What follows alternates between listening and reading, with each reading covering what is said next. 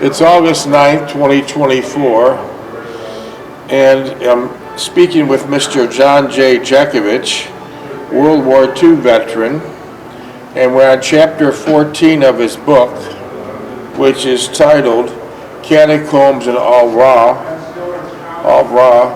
and we're on page 396. And you have the passcode, your dog tag number? 20965. Correct. Do you want me to read or you want to start? You read, go ahead.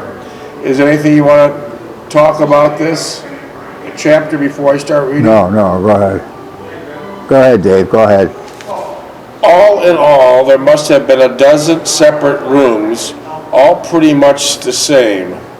Renee seemed familiar with all of them, as she looked at each of them with certain discernment and repugnance.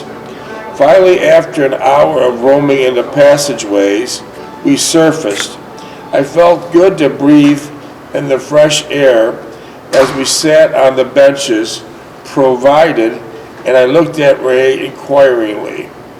She explained that what we had just left were the old limestone quarries used before as a cemetery by the city of Paris and taken over by the French resistance during the war. The rooms she had shown me were the headquarters for the French underground. I said that I understood that part of it, but it was not clear to me what was her involvement in the entire event. She then stated quite simply, I was in the French resistance during the German occupation. I believe Germany occupied France for about 4 years. Oh, yeah. I looked at her as she uttered these words, and I could not comprehend what I was hearing. You were in the French underground, I exclaimed. Yes, she smiled, becoming slightly embarrassed at the fuss I was making. You spent 4 years down there in that hole during the entire occupation, I stammered, trying to reconcile in my mind what she had just said. She nodded her head, and I was further convinced that she was truly a special person, and I held her in awe and admiration. I wanted to pursue the whole course of events more thoroughly, but could see that she was becoming a little distressed at my questioning, and I dropped the entire subject. I then realized I was carrying the package with me. She handed it to Renee. She looked at it questioningly, and I told her to open it. She lighted up like a little schoolgirl with her first present when she saw what it was. As I gazed at her happy face, I was fully aware that there was not much materially given to this person in affection or as a loving gesture. She was so used to giving that she did not know how it felt to receive. I felt warm all over as she looked at the stockings. I knew it was not the gift as such, but it was thought that made her glow with warmth and appreciation. Do you remember giving Renee the gift? Yeah. She was very happy. Yeah, very happy, yeah. You're looking chipper today. Who? You're looking chipper today. Chipper. Looks like you got all new clothes on, new shoes. You're looking good. How are you feeling today? Huh? How are you feeling today? Tip top. Tip top. The other day you said you're knocking on the door of 100, but you still feel like you're 40. Is that true? Right. That's good. Okay, she reached over and kissed me, and I felt that we had reached another plateau in our relationship. I suddenly felt I did not want to linger here any longer. It was too depressing to be in this environment. I got up and exclaimed, "Are you hungry?" "I am." "Where can we get some dinner?" She stated we're not too far from her home and should fix something there. Let's go somewhere. I feel like celebrating. I suggested. Renee looked at me and asked, what are we celebrating? I blurted out, not even thinking before I said it, our friendship. She took my arm and we started back into the metro station. We're at a Place de Front-Rochan, and our metro destination was at the Place St. Michel's, a little way from Renee's home. After a short ride, we went through the familiar illuminated blue sortie sign, and we're heading out at the place of St. Michel's. As we walked, Renee would look at me and smile once again and say something in French. She knew it annoyed me slightly since I did not know what she had said. It pleased me when she did it. I think again, it was another reason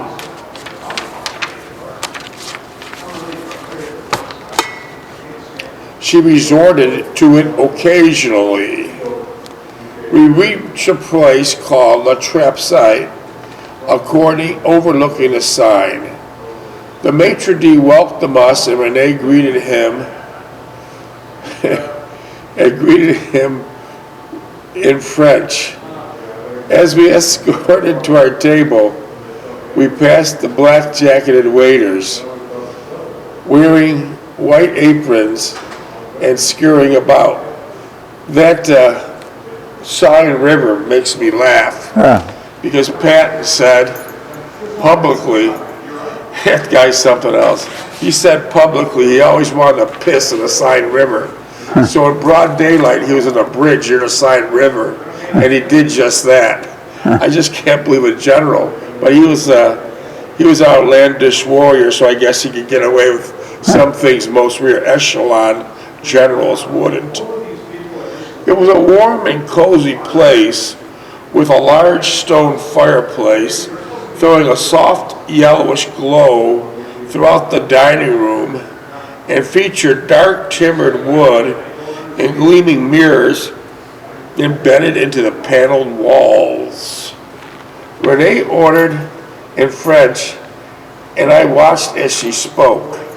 She was aware I was watching her and felt a little uneasy as I observed her.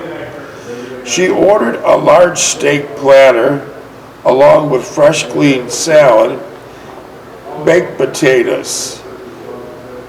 As we returned from tidying up, where would you tidy up? What kind of bathrooms do they have in these restaurants? Bathrooms? 80 years ago. They're outside. So you have to go outside to tidy up? Yeah, they're separate. Okay. Our salad arrived along with a basket of bread fingers and a bottle of wine. She had taken off her jacket and revealed a white silken blouse which showed her outline of her bra through its sheer material. Besides her other outstanding attributes, she was a beautiful woman, and I was greatly attracted to her. At that moment, I made up my mind before I left, I would ask her to marry me. As we ate, we talked about doing more sightseeing, and we should take a long metro ride to the coast of Brittany. You know, Germany occupied Paris for 4 long years, and they killed a lot of Frenchmen in between. But did they destroy many of the buildings when they exited Paris? The what? Did the Germans destroy many of the buildings when they exited Paris? No. I know Hitler stole a lot of very, very valuable paintings in Paris. He said, leave nothing there, leave everything in ruins. Yeah, but the valuable stuff he took to his castle, right? Yeah. Well, that didn't end too well for him. That did not end too well. Okay. She ordered a large steak platter. What's a steak platter? Steak? Yeah, platter. Steak. Did the steak... Steak with all the kidlings. Okay. Did the steak have a bone in it? Bony? Yeah, was the steak have a bone in it? No. All right, so that would be a steak platter, along with a green salad and several baked potatoes. All this was acquired locally. Yeah. Yeah. She had taken her jacket off and revealed a white silken blouse. As we talked about dating more, sightseeing, we would take the long metro ride to the coast of Brittany. How was the coast of Brittany? Coast of Brittany? How was that? Nice? It was countryside, yeah. Nice? Well, it was old-fashioned. I replied that I was perfectly content to spend the rest of the time with her and not go from place to place. With that, she said softly, "Did you really mean that?" What? Oh. With that, she said softly, "Did you really mean that? You're not just saying that." I took her hand and said, "I never meant anything more in my life." I knew when I sat at the positive statement I was expressing I had known for some time. I was infatuated with Renee, and these past several days only reinforced my feelings towards her. My only regret, and it was a critical aspect, was that I had only a few days left in which to savor her sensitivity and her human kindness. So the bottom line, you met her when you were in a hospital in Paris. You later found out she was becoming a Roman Catholic nun. Then you later found out she was in the French Resistance. Yeah. You later found out she lost her faith when the Germans killed her mother and father and her two brothers. And now you're 30 miles north of the Paris hospitals you're recovering in at some type of barracks, getting ready to go back to the front. So in reality, you don't have much time with her. Yeah. There's not going to be no turning back. No. So there's not going to be much turning back. With that, she said softly, "Yeah, my only regret, we had finished our meal, and she just suggested we walk back to her house, which is not far from where we were. All those times you'd have to take the metro, you'd have to take a train, and you'd have to take a bus and a taxi cab from where you're staying now 30 miles north of Paris, 3 or 4 different modes of transportation to get to Renee's house. With all these different modes of transportation, did you ever have to check in late back at the base?" No. You were on time. Well, 5 o'clock. Beverly's 5 o'clock. You sign in and that's it. If you were late, You would be AOW. and then they'd send them MPs to look for you? No, I don't think they would, no. No, okay.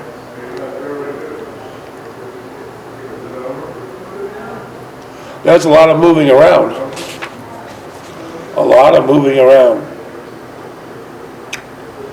Without making anything in particular, I replied, "Cold hands, warm heart."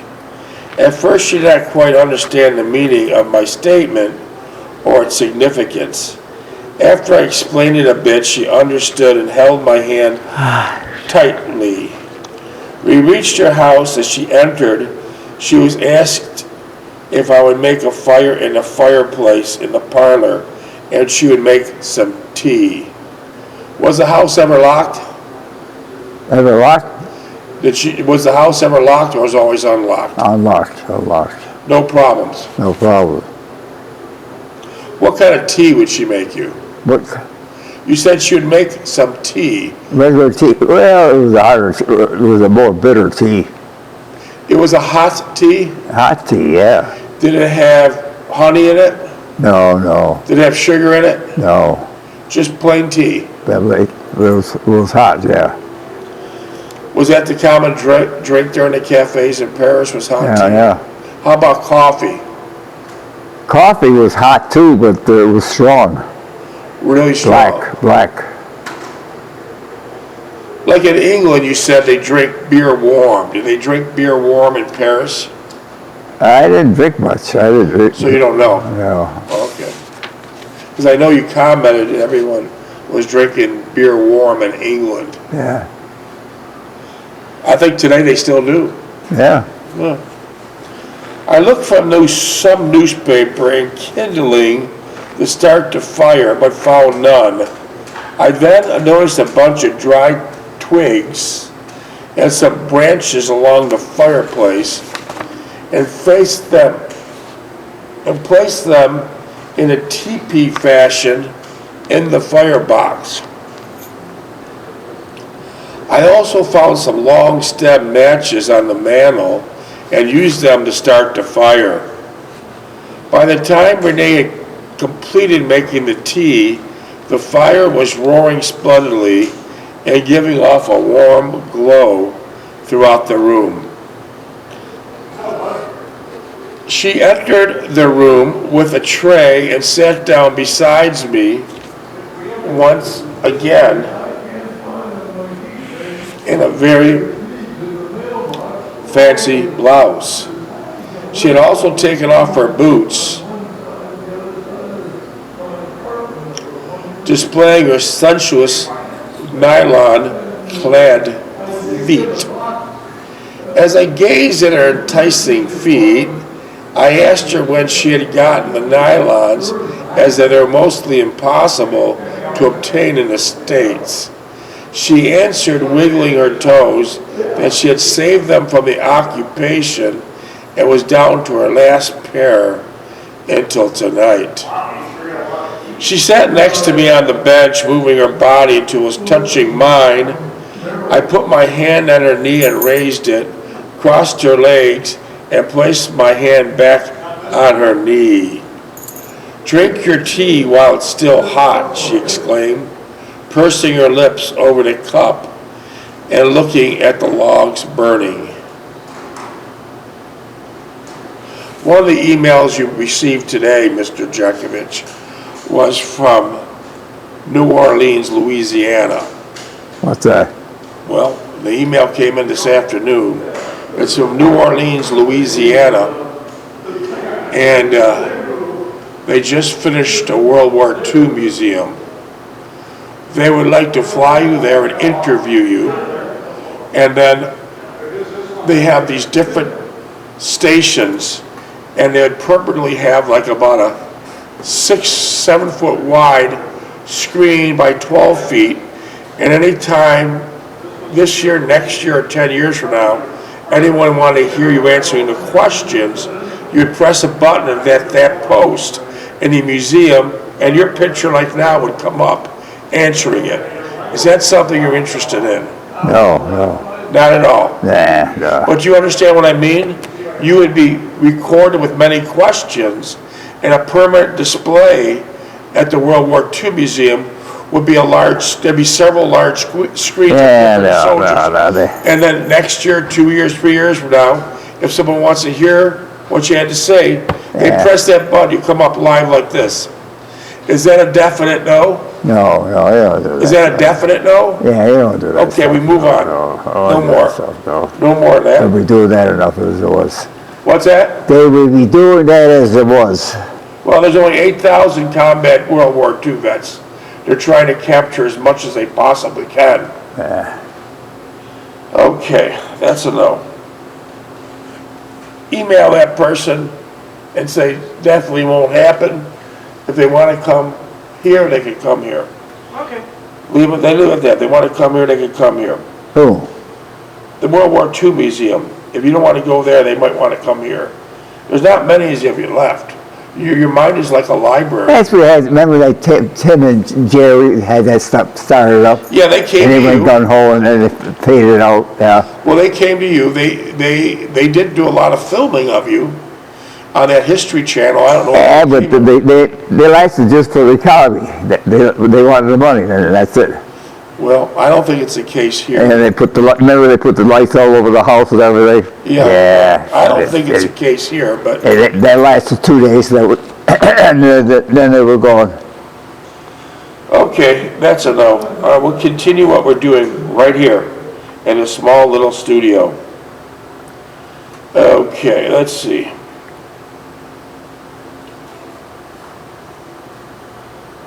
It must be very lonely for you here, I said, rubbing her knee with my hand. She said she seemed oblivious to my hand on her knee and began to tell me a little about her time in a monastery. She started out by saying in answer to my question that as a novice she was subjected to strictest discipline and silence at all times. She was not allowed to talk to anyone except the sisters in charge, at times the Mother Superior. So basically, she was a cloistered Roman Catholic nun in training. Yeah, but she was breaking a lot of rules. Well, if she's in the French Resistance, I think she did break a lot of rules. Yeah. I think she did break a lot of rules. Yeah. You know, I think she had questioned her faith greatly. Even the Pope questions his faith. There's no getting around it. She questioned her faith greatly once she found out that her mother and father and her two brothers were killed by the Germans. So that happens a lot. Yeah. Let it be. We'll get it. Okay. I released my hand from her knee and took the position before her on the floor so I could watch as she talked. At the end of the day, just before Vespers, she would go into the Mother Superior's chambers and review her transgressions. They were only allowed so many infringements per day, 4 to begin with, and then must gradually decrease to 0 the first 6 months. I released my hand from her knee and took a position before her on the floor so I could watch her as she talked. She was somber, but her eyes were aglow with love and tenderness as she continued. Did you see any Roman Catholic objects of any type in her house? Well, she had a picture of her cross there, Christ's picture, and then she had the commandments there. How about any crucifixes? She had that, yeah. How about any holy water fonts? No, she didn't have that, no. How about, did you see many rosaries about? Roses? Yeah, rosaries. Oh, rosaries? Yeah. No. No, okay. All right, you give me a better picture. My greatest infractions were talking to other novices, and it took me some time to overcome that. She smiled as she recalled how difficult it was. She recounted how the Mother Superior would admonish her for it and give her extra work duties to perform to make up for her deficiencies. Well, she was fraternizing with me. She's committing sins. Well, she wasn't. She already left the monastery. Huh? When you met her, she was no longer becoming. Yeah, but she started it. Yeah. Well, I don't know her personally, but I know she was questioning her faith after her parents and her two brothers were probably killed brutally by the Germans, brutally. They don't let you off too easily. Was her father in the resistance? In the resistance? Probably, yeah. How about the brothers? Were they in the French? Well, sure, yeah. Yeah. Okay. She recounted how Mother Superior would admonish her and give her extra duties to perform to make up for her deficiencies. She did them willingly with no remorse. Finally, towards the end of her probationary period, she would enter Mr. Superior's chamber and proudly present her black book with no deficiencies recorded. She got off the bench and took a position beside me on the floor. I put my arm under her head and I began running my fingers through her hair. As I held her, I thought about the moment of time down in the catacombs during the occupation and how it must have affected her. I slid my hands down on her folded knee and gently caressed it. She snuggled closer to me and I could feel blank, blank, blank, blank, blank. She went on to say that she was allowed only to visit her parents the first year, and that was Easter time. She also mentioned sorrowfully that it was the last time she ever saw her parents alive, and that was on Easter the first year she was in the convent. During her second year, her days were filled with sunrise to sunset. A typical day would start at 5:30 hours with a short vigil before breakfast, and was at 6:05 hours, followed by the morning prayers or mass. Then from 9:30 to 11:40 hours, there were work duties to perform until lunch at 12:10 hours. Minutes? 3. After lunch, there was a free time until 13:30 hours, at which time there was a short mass and devotion. And then one would return to her assignment until 16:30 hours. So she was very busy, Yeah. very busy. That's the rules and regulations. Rules and regulations. Rules and regulations. Rules and regulations of being a cloister nun are not easy. They're very difficult to follow. The last meal of the day was served at 17:10 hours, which was followed by sermons and lectures, which lasted 1900 hours. A mass of adoration was next, which lasted well over an hour, after which they were followed by the review by the Mother Superior. Lights out were 21:15 hours. I stated rather bluntly that her schedule was far more demanding than that which we had in the Army. So that was far more demanding than your Oh, schedule. yeah, well, she was a fraternity, yeah. Minutes? I was putting this on the elevator, and it went up the third floor, and he got out. 2. She only smiled and took my hand and stated that most of her duties were cooking and doing some paint work about the buildings. But eventually the building was bombed by the Germans, correct? Yeah. And not much left of it, not much left of it. She occasionally did some garden work in the springtime, which she enjoyed considerably, especially when she could see the end result of her labor in the following of the many different varieties of plants and bulbs. I asked her if she accepted all the restrictions and rituals. She answered immediately and unequivocally, yes. I so wanted to become a nun more than anything in my life. She then rolled off my arm and was beneath her head and onto her back. Minutes. 1. Looking up at the ceiling, she sighed and said, it was only towards the completion of her novitiate that I realized that God had forsaken me and did not want me in his holy body. I felt that I had been abandoned, and that the privilege of my faith has been relinquished from me. That's what happens when you lose faith, exactly.